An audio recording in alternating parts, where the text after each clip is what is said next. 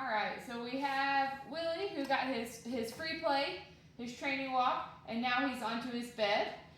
We're going to give him some of his breakfast. I took it away so that I can make a video, so there's not much left in the bowl, but I did want to show you how we deliver food. Because when they're on their bed, they can stand while they're eating or while they're drinking, and then after they're done, we'll ask them to put their bum down.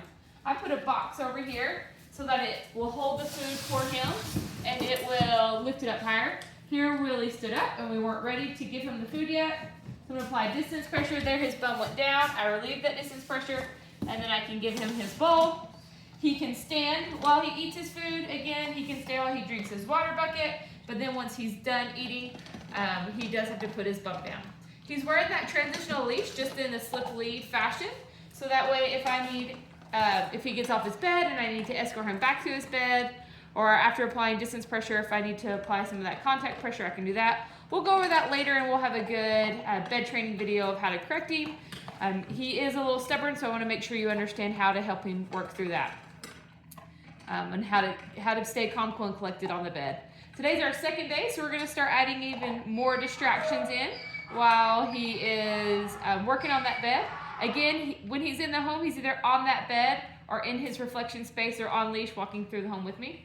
Here, he just finished, so I'm just going to take the bowl and the box away. I'm going to apply distance pressure, and this is just where I stay in front of his face, no matter where his face goes, even if he keeps turning towards Scott, so here at my back. I'm not touching him, I'm just standing in front of him.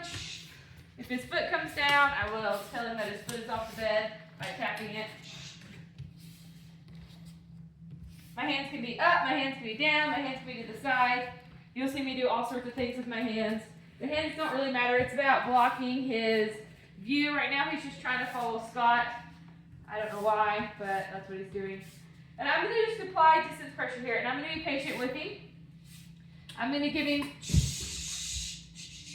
here I'm just going to kind of bump with my feet, and then back to distance pressure again.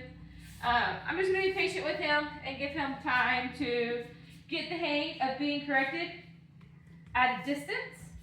I will add in that contact pressure, which I will show you later, but if he does not learn how to be corrected at a distance, it handicaps the whole training program, because he needs to learn how to be corrected without being touched, so that eventually when he's off his bed and he's in a much larger free space, I can still correct him without having to touch him. I need him to learn how to be corrected from across the yard or across the room, and that all comes from distance pressure.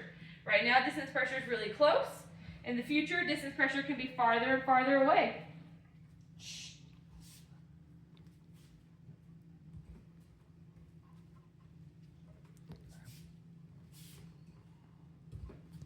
This is a good time to get your steps in also.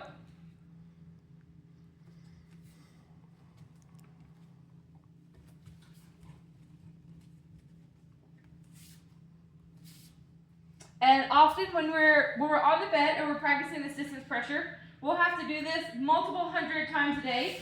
So just knowing and being aware that he will work through this and he'll learn exactly what we're wanting. But if he is one who is prone to being more stubborn, you're going to have to make sure you're ready to be patient and to work through that.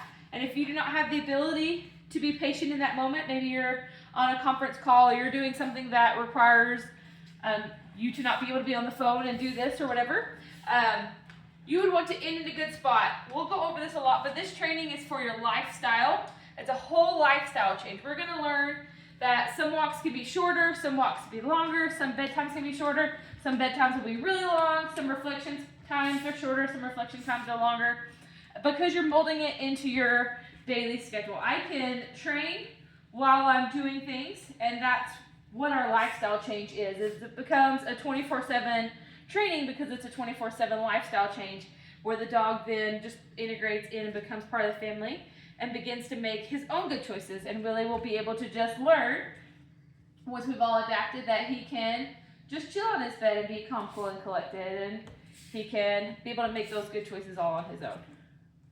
How many minutes, Matt? 5. All right, so we've been doing this for about 5 minutes. I'm going to go ahead and apply that contact pressure with the leash. So it's just like when we go on our walks, though you can see that it is in slip lead mode, and that's okay. just gonna grab the leash, lift up that weight of an apple while I'm still applying distance pressure. So I'm still staying in front of his face, but now I'm holding that contact pressure with the leash. There, his bum went down, I dropped the leash, I relieved the contact pressure and the distance pressure. That's what gives him that reward of great job putting your bum down. I'm gonna go ahead and take my bowl so it can be washed and move my box. And we're just gonna let him chill there for the next few hours and practice being on his bed.